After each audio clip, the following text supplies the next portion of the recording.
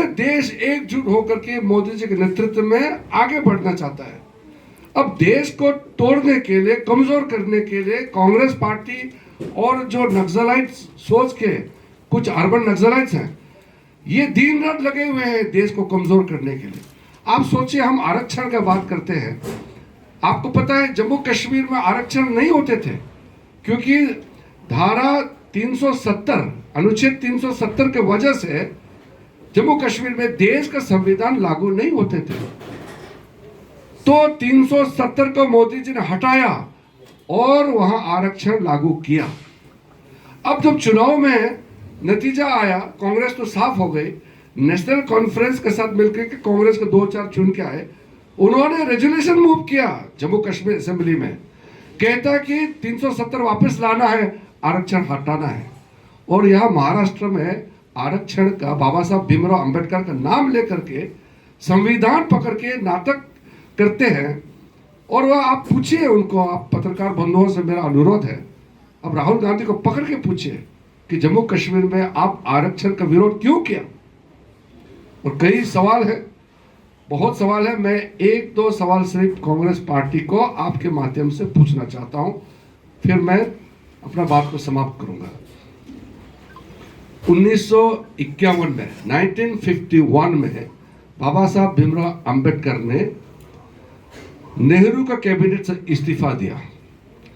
वो कैबिनेट कोई नेहरू का कैबिनेट नहीं था, वो चुनाव होकर के कैबिनेट नहीं बनी थी, वो एक आजादी मिलने के बाद एक सामूहिक कैबिनेट था। और पंडित जवाहरलाल नेहरू ने बाबा साहब भीमराव अंबेडकर को इतना इंसल्ट किया और इतना किनारा किया, बाबा साहब अपना दुख दर्द दिल में जो गुस्सा था वो पत्र में, जब उन्होंने इस्तीफा दिया, पत्र में लिख के किया, क्यों इस्तीफा दे रहे हैं, नेहरू के साथ क्यों काम नहीं करना चाहते।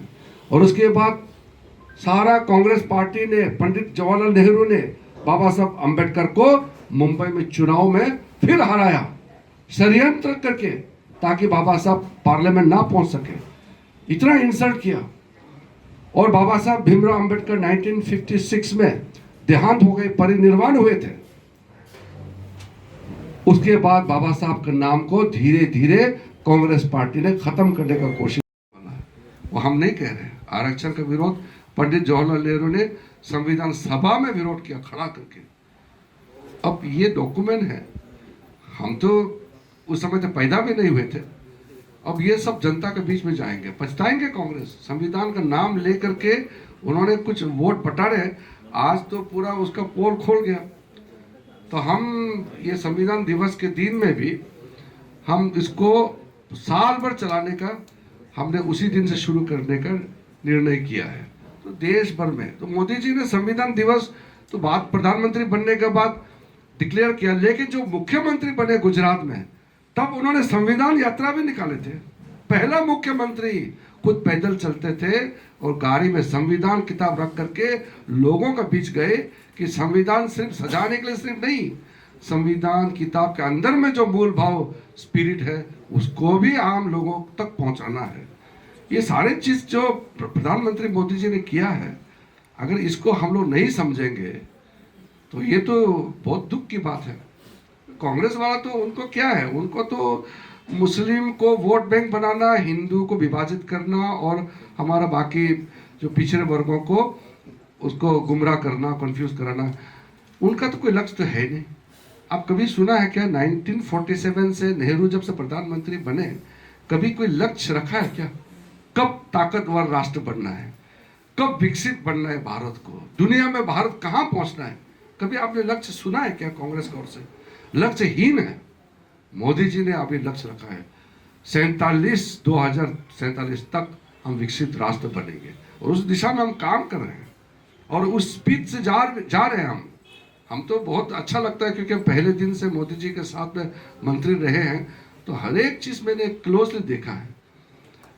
उतना काम करने वाला ऐसा प्रधानमंत्री किसी देश में, सिर्फ भारत का ही बात नहीं है, मोदी जी जैसे प्रधानमंत्री किसी देश को मिला ही नहीं है, जो एक फेज के समय में पूरा देश का तकदीर को बदल दिया है। ये तो गर्व की बात है हम लोगों के लिए, एक किस्मत की बात है कि ऐसा नेतृत्व हमारा। लेकिन 2014 के बाद जो काम मैंने देखा है उतना काम पहले कभी नहीं देखा। ये बीजेपी कांग्रेस का सवाल नहीं है, सवाल ये है कि किसके समय कितना काम हुआ है।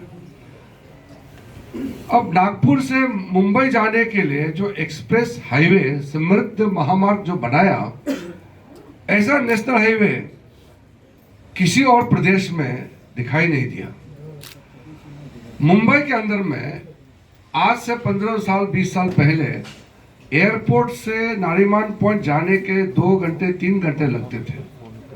जब से बीजेपी लेड सरकार बनी, देवेंद्र फडणवीस मुख्यमंत्री बने 2014 में, तब से लेकर के अभी तक मुंबई के अंदर में जो इंफ्रास्ट्रक्चर बना है, हाईवेज, सी लिंक्स, ब्रिजेस और कई स्कीम्स जो आप खुद दिखाई दे रहे हैं, वो आज लगता है मुंबई में जाकर कि ये भारत का आर्थिक राजधानी है। नहीं तो मैं सोचता था मुंबई आर्थिक राजधानी है बोलता है, फिल्मों का दुनिया वहाँ अपना काम करते हैं, सारा फाइनेंशियल सेंटर है। इंफ्रास्ट्रक्चर का इतना बुरा हाल था मुंबई में। आज मुंबई भी बदल रहा है, पूरा महाराष्ट्र बदल गई है और पूरा देश आज बदल चुके हैं।